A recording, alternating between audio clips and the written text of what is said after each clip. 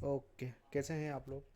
So last video में हमने देखा था कि वर्डप्रेस को हमारे लोकल सिस्टम में, लोकल जो जैम्प है हमारा सेटअप किया था हमने, उसके अंदर कैसे सेटअप करना है वर्डप्रेस को। ओके, सो इस वीडियो में हम देखने वाले हैं कि पेजेस और पोस्ट कैसे क्रिएट करना है। सो सिंपली हमने अभी अपने वर्डप्रेस में एडमिन पैनल में लॉगिन कर लिया है और हम आ जाते हैं पोस्ट के अंदर। तो अभी आप देख पाते हैं कि बाय डिफ़ॉल्ट एक हेलो वर्ड करेगा। बाय डिफ़ॉल्ट जो पोस्ट है वो क्रिएटेड हो गया था और एक कैटेगरी क्रिएट हो गया थी अनकेटेगराइज करके।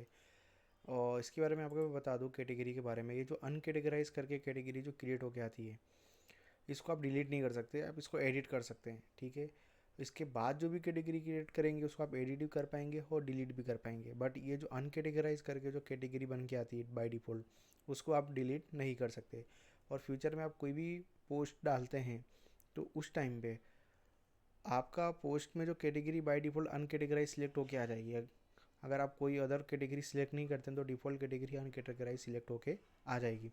सो अभी हम कैटेगरी एडिट नहीं कर रहे हैं, सिंपल हम आ जाएंगे पोस्ट पे, एड न्यू पोस्ट। ठीक है,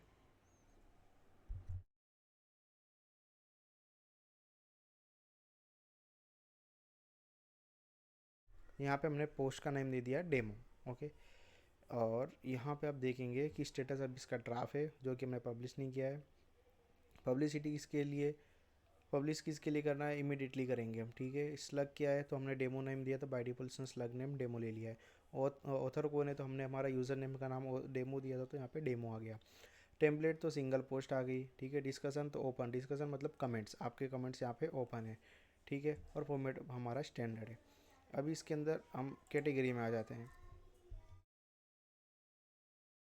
कैटेगरी में हमने कोई भी कैटेगरी यहाँ पे सिलेक्ट नहीं की है बाय डिफ़ॉल्ट। ठीक है, तो भी ये बाय डिफ़ॉल्ट अनकेटेगराइज सिलेक्ट होके आएगा। टैग में भी हमारे पास कोई अभी हाल फिलहाल में कोई टैग अवेलेबल नहीं है, ना हमने क्रिएट किए हैं। तो इसमें कुछ भी ऐसा ऑप्शन नहीं होता कि अनकेटेगराइज की तरह कि इसमें अन टैग करके ऐसा कोई ऑप्शन हो, इसमें ऐसा कुछ होता नहीं। आप ऐड करेंगे तो आएगा, अदरवाइज़ यहाँ पे टैग कंपलसरी नहीं है। कैटेगरी कंपलसरी ऑटोमेटिक क्रिएट होकर यहाँ पे आ जाएगी। सिंपल हम डेमो का एक कोई भी बेसिक कंटेंट लिखते हैं, जैसे कि हेलो।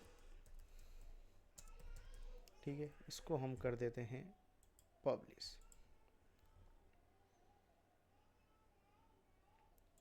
व्यू पोस्ट देखिए। ओके, बाय डिफ़ॉल्ट हमारी जो थीम है उसके हिसाब से डिज़ाइन सेटअप हो गया है। Title demo, writer bye demo, और कैटेगरीज देखिए आप अनकेटेगराइज हमने सिलेक्ट नहीं की थी तो भी यहाँ पे अनकेटेगराइज होके आ गई है।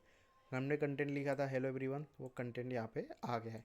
ठीक है, अभी इसमें हमारे पास ऑप्शंस भी हैं। ये रहा, यहाँ पैराग्राफ है, हमको इसको हेडिंग में डालना है, लिस्ट में डालना है, कोड में डालना है, बटन करना है, कस्टम कोड डालना है, या कॉलम के अंदर हमको मल्टीपल कॉलम यानी कि 2 या 3 कॉलम बना के सेट करना है, तो वो सारे ऑप्शंस इसके अंदर हमको मिल जाते हैं। फिर यहाँ पे आप देखेंगे राइट पे साइड पे जो प्लस का आइकॉन, इस पर क्लिक करेंगे तो आपको बेसिक 2 4 यहाँ पे ऑप्शंस मिल जाते हैं। तो हम इसको ब्राउज और कर लेंगे तो यहाँ पे आपको जितने भी ऑप्शंस आपको मिलते हैं यहाँ पे ऐड, जैसे कि इमेज ऐड करना है, एलिमेंट्स में आपको इमेज डालना है, पैराग्राफ डालना है, लिस्ट डालना है। ठीक है, मैथ्स के कुछ फॉर्मूलाज डालने हैं, टेबल क्रिएट करना है आपको।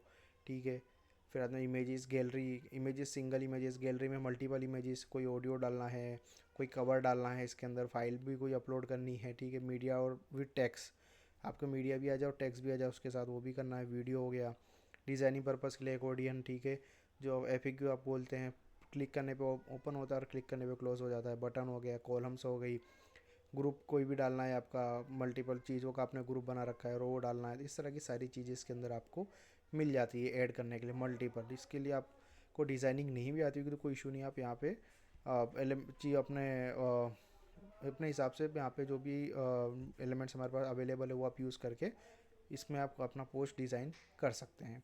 तो अभी हम हाल फिलहाल के लिए ले लेंगे हेडिंग, हमें हेडिंग डाल देंगे और हेडिंग में डालेंगे न्यू पोस्ट टेस्टिंग। देन हम डाल देते हैं पैराग्राफ, इसके नीचे हमने डाल दिया पैराग्राफ, तो पैराग्राफ में लिख देंगे